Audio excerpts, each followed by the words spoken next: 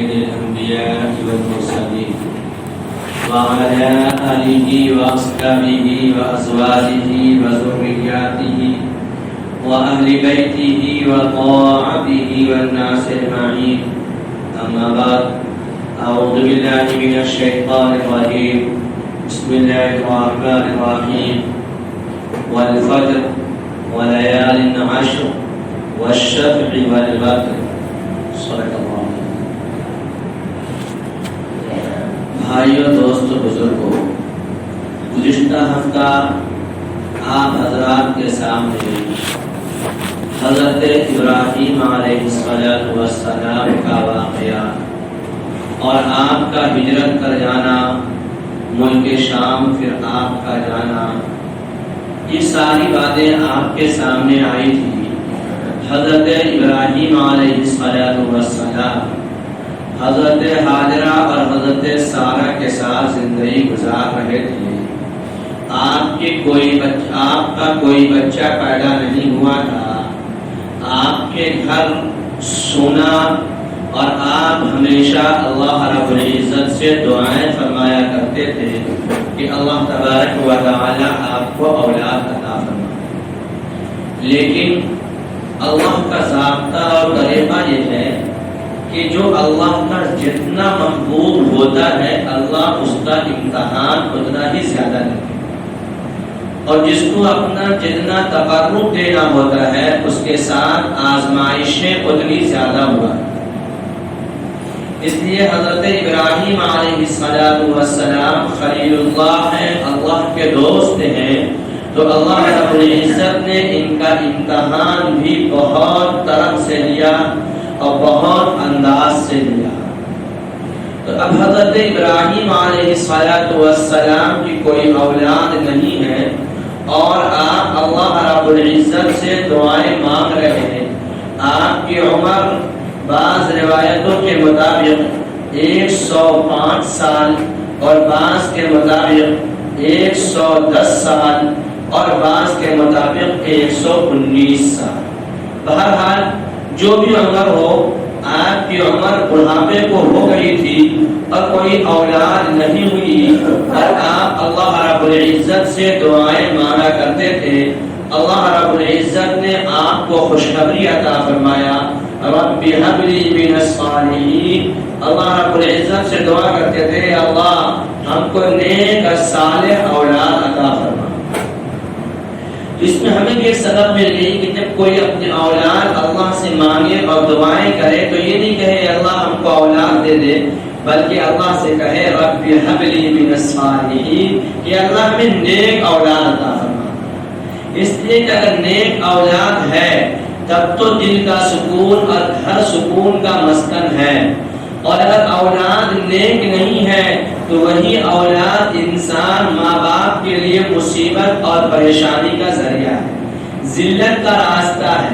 اس لیے آپ نے دیکھا ہوگا کہ بعض والدین اپنے بچوں سے اتنے عاجز آ جاتے ہیں کہ پھر ان کی زبانیں یہ کہتی ہے کہ کاش کہ ہمیں اولاد ہی نہ ملی ہوتی، میرا گھر کوئی بچہ ہی نہ ہوا ہوتا تاکہ ہم یہ مصیبت ہمیں آج نہ دیکھنی پڑتی، ہم کم سے کم سکون سے عزت کے ساتھ تو رہتے. جن اولاد کے لیے منتیں مانگ رہے تھے، دعائیں مانگ رہے تھے، نہ معلوم کیا کیا کر رہے تھے، لیکن وہی اولاد ان کے لیے مصیبت بن جاتی. اس لیے حضرت ابراہیم نے مانگا رب هب لي من الصالحین، کہ اے میرے رب مجھے نیک اولاد عطا کرنا، فرما بردار اولاد عطا کرنا. تو جب مانگ رہے تھے تو اللہ نے آپ کو خوشخبری دی، فبشرناہ بغلام حلیم، آپ کو بردبار لڑکے کی خوشخبری دی، اطاعت و گزار لڑکے کی خوشخبری دی، فرما بردار لڑکے کی خوشخبری دی.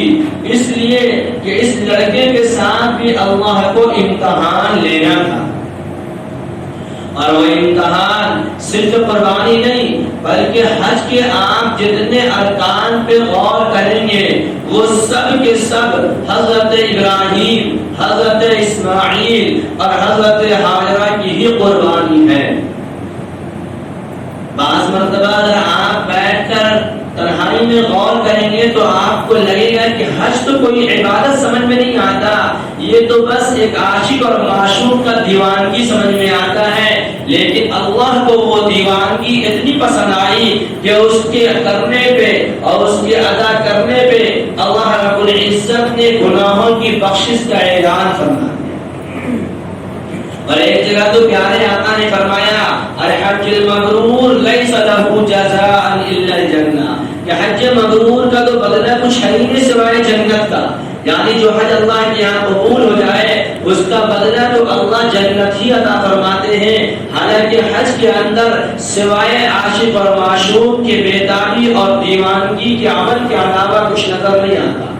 چنانچہ حضرت ابراہیم علیہ السلام اب پیدا تو ہو گئے، خوشخبری مل گئی اور پھر بچے کی پیدائش ہو گئی، لیکن ابھی بڑے نہیں ہوئے، ابھی دودھ پیتے بچے ہیں کہ اللہ نے یہ امتحان دیا کہ آپ اپنے بیوی اور اپنے بیٹے، جس کو آپ نے بڑی منتوں سے، بڑی ارمان اور آرزو سے، بہت چاہتوں سے مجھ سے مانگا ہے، اس بیٹے کو لے جا کر آپ اس وادی میں چھوڑ دیجئے جہاں انسان نام کا کوئی رہتا ہی نہیں ہے، آپ ایسی جگہ چھوڑ دیجئے جہاں دور دور تک انسانوں کا نام و نشان نہیں ہے، سوائے چیرنے اور کھانے والے جانوروں اور جنگلوں اور پہاڑوں کے علاوہ تو کچھ ہے ہی نہیں، خاردار پہاڑیں ہیں اور اس پہاڑ میں چھوڑنے کا حکم اللہ رب العزت دے کر یہ امتحان لینا چاہ رہے ہیں کہ تم جس بیٹے کو مانگ رہے تھے، تمہاری چاہت جس اولاد کے لیے تھی، وہ اولاد کے ملنے کے بعد تم امتحان میں کامیاب ہوتے ہو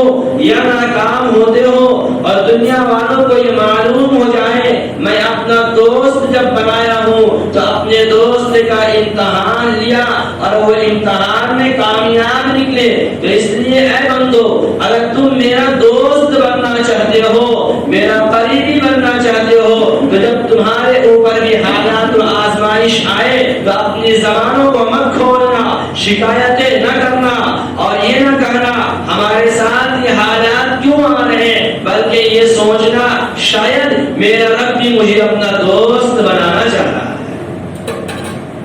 اور جب آپ اس پہ صبر کریں گے تو اللہ دوست بنائے گا، اور ناشکری کریں گے تو پھر وہی آزمائش عذاب بن جائے گی۔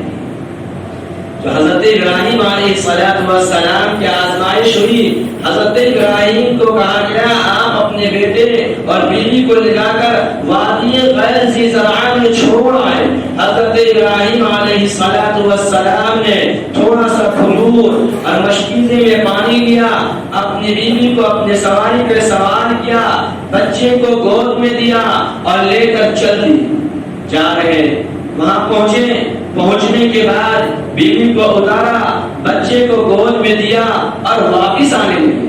ذرا سوچو کہ اس وقت آپ کی بیوی حضرت ہاجرہ کے دل پہ کیا گزر رہا ہوگا، اور آپ کو کیا احساس ہو رہا ہوگا کہ یہ دودھ پیتا بچہ اور اس وادی غیر ذی زرع میں چھوڑ کر جا رہے ہیں جہاں انسان تو دور دور تک نہیں، کوئی مکانوں کا وجود نہیں، کوئی انسان یہاں رہتا نہیں، اور یہ تھوڑا سا توشہ اور دودھ پیتا بچہ اس پہاڑی کے علاقے میں چھوڑ کر جا رہے ہیں۔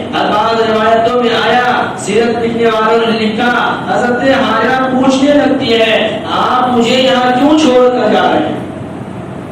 حضرت ابراہیم کوئی جواب نہیں دیتے، اپنی سواری پہ سوار ہو جاتے ہیں، تو وہ کہنے لگتی کیا اللہ کا یہی حکم ہے، کیا اللہ نے یہی کہا ہے؟ جب حضرت ابراہیم نے اشارے سے ہاں کہا تو کہا جا، جس رب نے تجھے آگ میں پایا وہی رب مجھے یہاں بھی پال لے گا اور حفاظت کر لے گا۔ حضرت ابراہیم علیہ السلام اپنے تخت جگر کو چھوڑ کر چلے جاتے ہیں، ماں بیٹا زندگی گزار رہے ہیں، لیکن یہ کھجور بھی کب تک کام دیتا اور کب تک ساتھ دیتا؟ وہ وقت بھی آتا ہے کہ کھجور بھی ختم ہو جاتا ہے، پانی بھی ختم ہو جاتے ہیں۔ جب پانی نہیں، کھجور نہیں، کھانے کو کچھ نہیں مل رہا تو ظاہر سی بات ہے جب ماں کچھ کھا نہیں رہی تو ماں کی چھاتی خشک ہو جائے گا۔ ماں کے دودھ سوکھ جائیں گے اس لیے کہ انہیں کھانے کو کچھ مل نہیں رہا ہے۔ ہوا یہی کہ اب تو کھانے کی چیز ختم، ماں کی چھاتی بھی سوکھ چکے ہیں، اب بچے کو بھی پلانے کے لیے دودھ نہیں، پلانے کے لیے پانی نہیں، چٹانے کے لیے کھجور نہیں، اب کیا کیا جائے؟ حضرت ابراہیم علیہ السلام کے لفظ جگر حضرت اسماعیل علیہ السلام پریشان پیاس سے تڑپ رہے، بلک رہے، ماں کی ممتا جاگ اٹھتی ہے اور بے چین ہو جاتی ہے کہ اب اتنا سا بچے کو جو بڑی ارمانوں اور آرزو اور تمناؤں سے حاصل کیا تھا، یہ رب سے مانگ کر لیا تھا، اب وہ بچہ میرے سامنے دم توڑ جائے گا، وہ بچہ اپنی زندگی کھو دے گا۔ اب یہ بے چینی کے عالم میں دوڑ کر پہاڑ پہ جاتی ہے، جس کو اللہ نے قرآن کریم میں فرمایا ان الصفا والمروہ من شعائر اللہ، کہ صفا اور مروہ یہ تو شعائر اسلام میں سے ہے کہ جو بھی حاجی حج کے لیے آئے گا یا جو بھی عمرہ کرنے والا یہاں آئے گا، جب وہ کعبۃ اللہ کا طواف کر لے گا تو اس کے ذمہ لازم و ضروری ہوگا کہ وہ آ کر صفا اور مروہ کا چکر کاٹے۔ حضرت حاجہ اپنے بیٹے کو چھوڑ کر دوڑ کر صفا پہ چڑھتی ہے، یہ کہیں دور دراز میں پانی نظر آ جائے یا کوئی قافلہ گزرتا ہوا نظر آ جائے تو اسے روک کر پانی دے دوں گی اور اپنے بچے کی پیاس بجھا دوں گی تاکہ اس کا جان بچ جائے، اس کے زبان گیلے اور تر ہو جائے، اس کے ہونٹ کی خشکی دور ہو جائے۔ حضرت حاجرہ اوپر جاتی ہے، یاد آتا ہے میرا بچہ نیچے ہے اور یہ پہاڑی علاقہ ہے، درندوں کا علاقہ ہے، کبھی ایسا نہ ہو کہ ہمارے بچے کو کوئی چیل پھاڑ کھا جائے، اس لیے پھر نیچے آتی ہے اور دوڑ کر پھر مروہ پہ چڑھتی ہے کہ شاید اس پہاڑی پہ کوئی نظر آ جائے۔ اس لیے وہ جگہ جہاں پہ حضرت حاجرہ نے دوڑا ہے آج بھی لائٹ گرین لگے ہوئے ہیں تاکہ وہاں پہ وہ حاجی حج میں آنے والا دوڑ کر اس جگہ کو طے کرے۔ اللہ کو ماں کے اس عورت حضرت ابراہیم کی بیوی کا یہ ادا اتنا پسند آیا کہ حاجیوں کے لیے اور حج جانے والوں کے لیے لازم و ضروری کر دیا کہ دیکھو جو بھی یہاں آئے گا اسے یہ چکر لگانے پڑیں گے۔ وہ جگہ اب تو ایئر کنڈیشن ہے، ذرا اندازہ کرو کہ دونوں طرف پہاڑی، نیچے بھی پہاڑ کے ٹکڑے پڑے ہوئے، اس ریتیلی زمین پہ، اس نوکیلی زمین پہ ایک عورت بیداری کے عالم میں دوڑ رہی، چکر لگا رہی، 7 چکر لگایا کہ یہ کبھی صفا پہ، کبھی مروہ پہ، کبھی بیٹے کو دیکھنے آ رہی ہے۔ اللہ نے یہ لازم کر دیا کہ جو بھی جائے گا اسے چکر لگانا پڑے گا۔ حضرت آپ نے دیکھا ہوگا بچہ جب ضد کرتا ہے، پریشان ہوتا ہے، روتا ہے تو اپنی اینڑیوں کو زمین پہ رگڑتا ہے۔ حضرت اسماعیل بھی ایک بچے تھے، ایک معصوم کلی تھی، بے چین و بے قرار ماں موجود تھی۔ حضرت اسماعیل اپنی اینڑی کو زمین میں رگڑ رہے ہیں اور آپ کی بے چینی بڑھتی جا رہی ہے۔ اللہ رب العزت نے حضرت جبرائیل کو بھیجا اور وہاں پہ جہاں حضرت اسماعیل اینڑی رگڑ رہے تھے وہاں پہ پر مارا تو پانی کا چشمہ جاری ہو گیا۔ جب 7ویں چکر لگا کر حضرت حاجرہ واپس آتی ہے تو دیکھتی ہے کہ یہاں سے پانی ابل رہا ہے، تو عبرانی زبان میں روکنے کو کہتے ہیں زم زم۔ حضرت حاجرہ اسے روکنے اور گھیرنے لگتی ہے کہ کبھی ایسا نہ ہو کہ یہ چشمہ جاری تو ہوا ہے لیکن یہ بہہ جائے، ضائع نہ ہو جائے، ہماری زندگی گزارنے کے لیے مشکل پھر نہ پڑ جائے، اس لیے اسے روکنے لگتی ہے اور کہنے لگتی ہے زم زم، ٹھہر جا ٹھہر جا، رک جا۔ اللہ کے رسول صلی اللہ علیہ وسلم نے فرمایا کہ اگر حضرت حاجرہ یہ زمزم کو نہ روکی ہوتی اور اسے گھیرا بندی نہ کی ہوتی تو خدا کی قسم یہ پانی ساری دنیا میں پھیل گیا ہوتا۔ لیکن اللہ رب العزت کو تو اس پانی کی عظمت سمجھانا اور بتانا تھا کہ دیکھو یہ وہ پانی ہے کہ انسان ایک ایمان والا جس نیت اور جس ارادے سے وہ پانی پیے گا، اگر کوئی بیمار اپنے شفا کے لیے پیے تو اللہ اس کے ذریعے شفا یابی عطا فرما دے۔ اگر کوئی بھوکا اپنے بھوک کی تنگی کو دور کرنے کے لیے پیے تو اللہ اس کے بھوک کی تنگی کو دور کر دے۔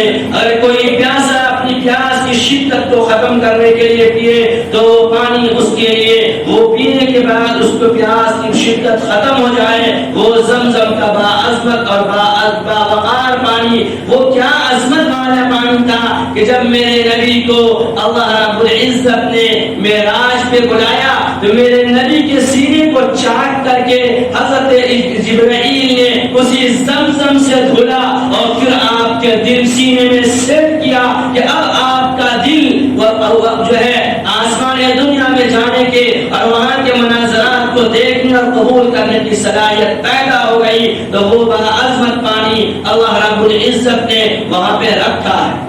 اب یہ ماں اور بیٹے وہاں زندگی گزار رہے تھے اور اسی طرح آپ کی زندگی گزر رہی تھی کہ حضرت ابراہیم علیہ السلام ملک شام کے اندر ہیں۔ آپ کو اللہ نے خواب میں دکھایا کہ آپ اپنے بیٹے، اپنے لفظ، اپنے محبوب چیز کو قربان کر رہے ہیں، اللہ کے نام پہ ذبح کر رہے ہیں۔ حضرت ابراہیم علیہ السلام نے خواب دیکھنے کے بعد وہاں سے سفر کرتے ہیں، اپنے گھر اپنی بیوی کے پاس آتے ہیں اور آ کر پہنچتے ہیں تو دیکھا بیٹا موجود نہیں ہے۔ آپ نے پوچھا، معلوم ہوا بچہ ہے، پہاڑی کے کس علاقے میں کھیل رہا ہوگا، کہیں اوپر چڑھا ہوا ہوگا۔ کیا اللہ نے اس کا نقشہ کھینچا اور کہا کہ وہ معصوم بچہ نہیں تھا، وہ چھوٹا بچہ نہیں تھا، بلکہ کیسا تھا؟ فلما بلغ معه السعي، وہ بچہ ایسا تھا کہ اپنے باپ کا مدد کر سکے، کام کا لائق بن سکے، ارمانوں سے مانگا تھا، بڑھاپے کا سہارا ملا تھا۔ ہمارے اور آپ کی زبان میں بڑھاپے کے وہ سہارے ملے تھے، اب وہ اس قابل ہوا کہ اپنے باپ کا مدد کرتا۔ فلما بلغ معه السعي، جب وہ اپنے باپ کے مدد کے لائق ہوا، یعنی اس عمر کو پہنچا، اتنا نہ پورا جوان ہے بلکہ نوجوان ہے، اب اس نوجوانی کے دلہج پہ قدم رکھا ہے، باپ کے سہارے کا لائق بنا ہے، تو اللہ رب العزت نے خواب میں دکھایا کہ آپ اپنے لفظ جگر کو ذبح کر رہے ہیں۔ آپ آتے ہیں اور آ کر اپنے بیٹے سے کہتے ہیں، یا بنی انی ارا فی المنام، اے میرے پیارے بیٹے، اے میرے لاڈلے بیٹے، اے میرے دل کے ٹکڑے، یا بنیا، جیسے ہم پیار سے کہا کرتے ہیں اپنے بچوں کو، اے میرے پیارا بیٹا، اے میرا دل کا ٹکڑا، ایسے عربی زبان میں بنیا پیار کے الفاظ میں اس نے فرمایا یا بنیا، اے میرے پیارے بیٹے، انی ارا فی المنام، میں نے خواب دیکھا ہے۔ کیا خواب دیکھا؟ یہ خواب نہیں دیکھا کہ جائیے اب اپنے ساتھ اپنے بیٹے کو اور بیوی کو رکھیے، یہ نہیں دیکھا کہ جنگل میں پل رہے واپس لے آئیے اپنے وطن میں، یہ نہیں دیکھا کہ کہیں دور کرا کے لے آئیے آپ سے بہت دن دور رہا ہے، بلکہ کیا دیکھا؟ میں نے خواب یہ دیکھا ہوں اذبحک، میں تجھے ذبح کر رہا ہوں۔ کہیں گھمانے کے لیے میرے رب نے نہیں خواب دکھایا، اپنے پاس لانے کے لیے خواب نہیں دکھایا، ساری زندگی گزارنے کا نہیں دکھایا، بلکہ کیا خواب دکھایا؟ اذبحک، اے پیارے بیٹے میں تجھ کو ذبح کر رہا ہوں، میں تجھے قربان کر رہا ہوں۔ یا بنی انی ارا فی المنام انی اذبحک فانظر ماذا تری، اے بیٹا تیری کیا رائے ہے؟ اللہ نے پہلے فرمایا نا کہ ہم آپ کو ایسا بیٹا دے رہے ہیں، فبشرہ بغلام حلیم، بردبار بیٹا، کہا تو شعار والا بیٹا، ماننے والا بیٹا۔ اگر کوئی اور ہوتا تو یہ کہتا اچھا اتنا دن تو آئے نہیں اور ابھی بھی آئے تو ذبح کرنے کے لیے، یہی خواب میں دکھا نہیں کہا انی ارا فی المنام انی اذبحک فانظر ماذا تری، تمہاری کیا رائے ہے؟ تو حضرت اسماعیل نے کہا یا ابت افعل ما تؤمر ستجدنی ان شاء اللہ من الصابرین، اے ابا جان آپ کو جو حکم ملا ہے آپ اس کو کر گزریے، آپ مجھے صبر کرنے والوں میں پائیے گا۔ کیا سبق اللہ نے ہمیں اور آپ کو دیا کہ آج تھوڑا سا اگر ہم مصیبت جھیل لیتے ہیں، تھوڑی سی تکلیف جھیل لیتے ہیں، اس کے بعد اگر کوئی حالات ہم پہ آ جائے تو کیا کر، ارے یہ کیا ہے، اس سے بڑا بڑا ہم تو جھیل لیے، ہم بہت کچھ جھیلے ہوئے، یہی نہ کہتے ہمارا جملہ تو یہی ہے نا، ہم بہت کچھ جھیلے ہوئے، بہت حالات دیکھے ہوئے، یہ سب کچھ نہیں ہے۔ لیکن وہی نہیں کہا آپ ذبح کرنے کی بات کر رہے ہیں. ارے ہم تو بغیر پانی کے رہے, اللہ نے زمزم میرے پاؤں سے جاری کر دیا اور کھانے کا انتظام کر دیا, آپ کیا بات کر رہی ہیں؟ کوئی معمولی بات ہے؟ یہ کوئی مشکل کام ہے؟ نہیں. کہا انشاءاللہ من الصابرین, اگر اللہ نے چاہا تو صبر کرنے والا. ہمارا کوئی کمال نہیں ہے کہ ہم قربان ہو جائیں, ہم چلے جائیں, نہیں. اگر اللہ نے چاہا, وہ اللہ نے ہمیں یہ سبب دی کہ تم کسی کام کے کرنے کے بعد اگر دوسرے کوئی حالات آ جائے تو یہ مت کہو بہت دیکھ چکے, یہ بھی دیکھ لیں گے. اگر لوگ کہتے ہیں انداز کرتے ہیں یہ کیا بہت دیکھیں یہ بھی ہو جائے نہیں. انشاءاللہ اگر اللہ نے چاہا تو ہم صبر کرنے والے. اللہ کی مدد اگر ہمارے ساتھ آ گئی تو ہم صبر کر لیں گے, ورنہ یہ تکلیف یہ پریشانی شاید ہم سے نہ جھیلا جائے. حضرت ابراہیم علیہ السلام اپنے لخت جگر حضرت اسماعیل علیہ السلام کو لے کر اب ذبح کرنے کے لیے چل دیے. راستے میں شیطان مل جاتا ہے. یہ جو کنکریاں ماری جاتی ہیں, حاجی جو جاتے ہیں اور 7 کنکریاں مارتے ہیں, یہ انہی باپ بیٹوں کا عمل ہے. میں نے کہا نا کہ جب حج پہ غور کریں گے تو بظاہر لگے گا یہ کوئی عمل نہیں ہے, لیکن ایک عشق کا اظہار ہے, ایک دیوانگی ہے. ایک آدمی اپنے معشوق میں کے محبت میں دیوانہ ہو جائے, جو اسے کچھ سمجھ میں نہیں آ رہا کیا کرنا چاہیے کیا نہیں کرنا چاہیے. جیسے آج کل پاگل پن کسی پہ سوار ہوتا ہے, بے عزتی اور ذلت والا پاگل پن, تو ایسے ہی حج بھی ایک دیوانگی اور پاگل پن والا عمل اللہ نے اپنے محبت کا سرچشمہ دکھایا. تو حضرت ابراہیم جب لے کر جانے لگے تو یہ شیطان آ کر بہکانے لگا. حضرت ابراہیم نے کنکریاں ماری, 7 پتھر مارا وہاں پہ, اور کیا تھا اٹھایا اور مارا تو چلے. پھر آپ آگے بڑھیں, پھر حضرت اسماعیل کو بہکایا, حضرت اسماعیل کو بہکایا, حضرت اسماعیل نے بھی کنکریاں ماری. پھر آگے بڑھے تو یہ کرتے کراتے 3 جگہ. آج شیطان تو وہاں موجود نہیں ہے, لیکن اس کی جگہ متعین ہے اور وہاں پہ جا کر لوگ کنکریاں مارتے ہیں. یہ بھی حج کا عمل ہے. اگر وہاں جا کر کنکری نہ مارے تو دم واجب ہو جائے گا, قربانی الگ سے کرنی پڑے گی. اس لیے حج میں کنکری مارنا. بتاؤ یہاں پہ کوئی اگر ایک کنکری مارے پاگل ہے, امام صاحب جمعہ پڑھا کے کیا کنکری کہیں کٹے کے کہتے بھائی امام دوسرا کسک کیا کنکری مار رہے, اور وہاں امام صاحب ہو, حاجی صاحب ہو, وکیل صاحب ہو, جج صاحب ہو, بڑے متقی ہیں, کبھی کنکری چھوا بھی نہیں ہے, لیکن وہاں پہ مار رہے ہیں. نہیں ماریں گے دم دینا ہوگا. اللہ کو یہ آیا اتنا پسند آیا کہ تم اپنی جگہ پہ کچھ بھی ہو سکتے ہو, لیکن یہاں آنے کے بعد تو ایک دیوانہ ہی ہونا پڑے گا. یہاں آنے کے بعد تو تمہیں دیوانہ پن دکھانا پڑے گا. بھلے اصل میں تم دیوانہ بن سکو یا نہ بن سکو, لیکن دیوانگی والا نقل یہاں کرنا پڑے گا اور تمہیں کنکری مارنی پڑے گی, اور شیطان نظر آئے یا نہ آئے. لیکن کتنی کنکریاں ماری جاتی ہے, لاکھوں کے تعداد میں حاجی جاتے ہیں. اگر وہ کنکریاں کوئی اٹھانے کا انتظام نہیں ہے, ایسا نہیں ہے کہ وہاں آپ مار رہے ہیں اٹھانے والا اٹھا رہا نہیں, بلکہ کنکریاں مارے جا رہے ہیں. اب تک تو وہ پہاڑ بن گیا ہوتا, لیکن وہاں کنکریاں موجود نہیں رہتی. پیارے آقا نے فرمایا جس کے حج قبول ہوتے ہیں اس کی کنکریاں فرشتے اسی وقت چن لیتے ہیں, اٹھا لیتے ہیں. بس جو کنکریاں بچ جایا کرتا ہے وہ ان کا کنکریاں رہ جاتا ہے جو مردود ہوتا ہے, جس کے حج قبول نہیں ہوتے. اس لیے تھوڑے موڑے کنکریاں وہاں صفائی والے کبھی کبھی اٹھاتے ہیں, ورنہ کنکریاں فرشتے چن لیتے ہیں, اٹھا لیتے ہیں. اب وہاں سے چلے, کہاں چلے, لے کر مینا کے میدان میں چلے. ایک باپ اور بیٹا, آسمان پہ کھلبلی مچا ہوا ہے. اے اللہ یہ کیا ہو رہا, یہ کیسی آزمائش ہو رہی کہ ایک باپ اپنے بیٹے کے گلے پہ چھری چلائے گا, وہ بھی ایک نبی اپنے بیٹے کے گلے پہ چھری چلا دے منتوں اور ارمانوں کے ماننے کے بعد. تو حضرت ابراہیم علیہ السلام اپنے بیٹے حضرت اسماعیل کو لے کر مینا پہنچتے ہیں. دیکھو قربانی, یہ قربانی ایسا نہیں ہے کہ جس کا من کرے وہ کر لے, جس کا دل میں آئے وہ کر لے. قربانی بھی شریعت کا حکم ہے.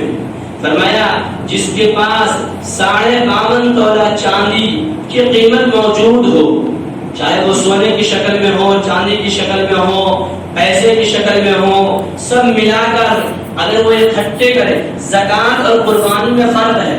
قربان زکات کی فرضیت کے لیے سال کا گزرنا اور پھر تجارت کا ہونا یہ بھی ضروری ہے، لیکن اس کی قربانی کے لیے ضرورت اصلیہ سے زائد، امام اعظم ابو حنیفہ رحمۃ اللہ علیہ تو لکھتے ہیں کہ اگر انسان کے پاس یہ زیورات تو چھوڑ دو، عام چیزیں، کپڑے، گاڑیاں، دوسری چیزیں جو اس کی ضرورت سے زائد ہے، لوگ اپنے گھر میں مہنگے مہنگے ڈنر سیٹ رکھے ہوئے ہیں، مہنگے مہنگے اور دوسری چیزیں رکھے جو ان کے یہاں استعمال میں نہیں آیا کرتا، کبھی سال و نادر، فرمایا اگر اس کو بیچ کر بھی آدمی 52.5 تولہ چاندی خرید سکتا ہے تو اس کے اوپر بھی قربانی واجب ہے۔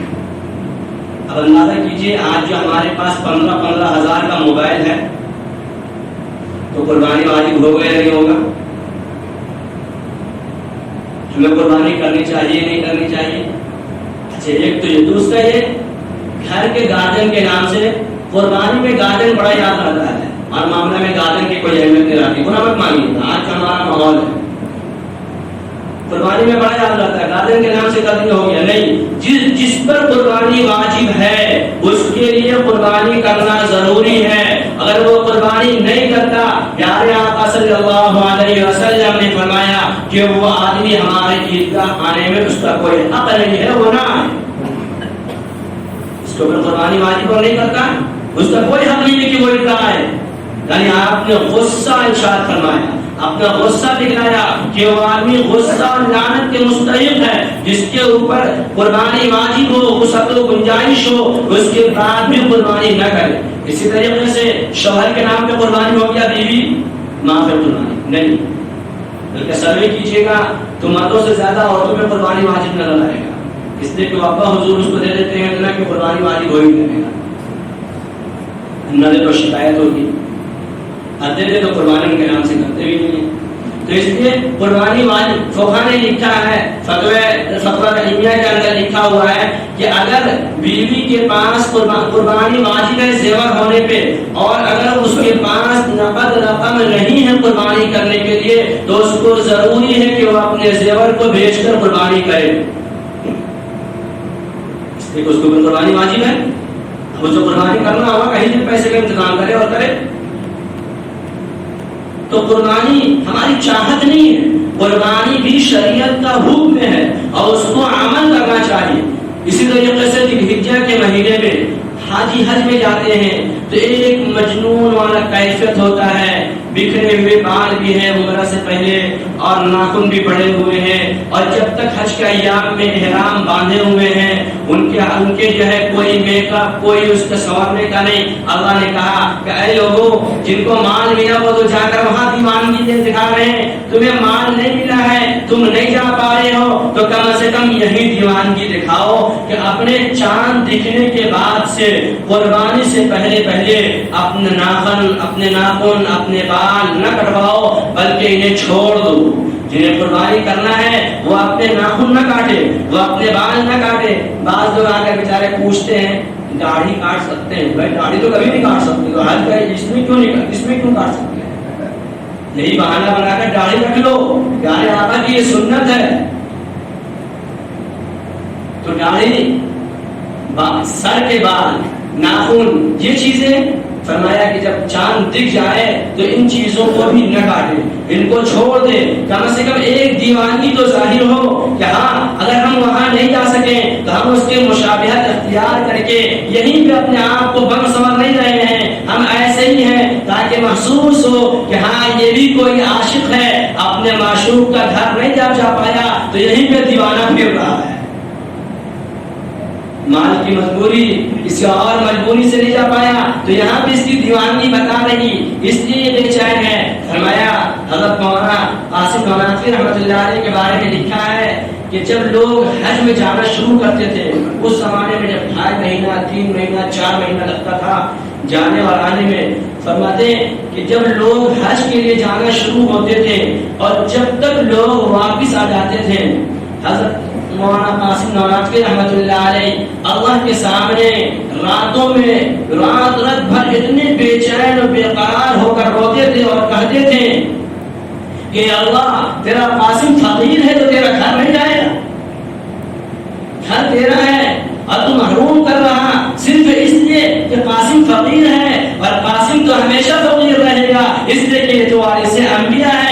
تو علم دین کی خدمت سے فرصت نہیں ہے تو یہ مال کہاں سے لگائے؟ یہ تو اپنے مالوں کو مہمان رسول میں لگا دیتا ہے۔ اس لیے اے اللہ کیا میری غربت تیرے گھر جانے سے محروم کر دے گی؟ فرمایا، لکھنے والے نے لکھا کہ اتنا روتے تھے کہ بعض مرتبہ تو 5 پڑوس والے آ جاتے تھے کہ قاسم کو ہو کیا گیا ہے، اتنی ہچکیاں کیوں لے رہے ہیں، اتنے بے چین کیوں ہیں، اتنی بے قراری کیوں ہے؟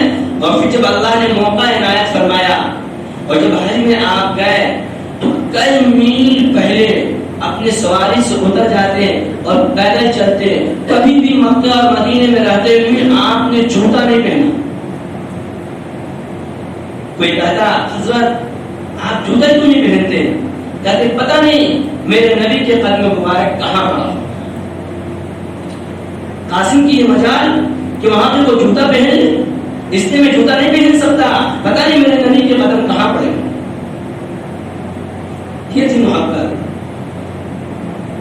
اس لیے قربانی بھی اب مسئلہ ہے کہ قربانی چونکہ اب پورا جانور اگر گھر کے لوگ ممبر اتنے ہیں تو لینا چاہیے اور کرنا چاہیے، لیکن اگر نہیں ہے اور وسعت نہیں ہے، گنجائش نہیں ہے تو پھر 2 4 5 لوگ 7 لوگ مل کر ایک ایک حصے کے اعتبار سے اپنا جن کے اوپر قربانی واجب ہے وہ تو کم سے کم ضرور کریں، اور باقی مسائل کو سارا کا سارا جمعہ میں بیان ہو جائے یا کسی وقت میں ہو جائے یہ بات ممکن نہیں ہوتا۔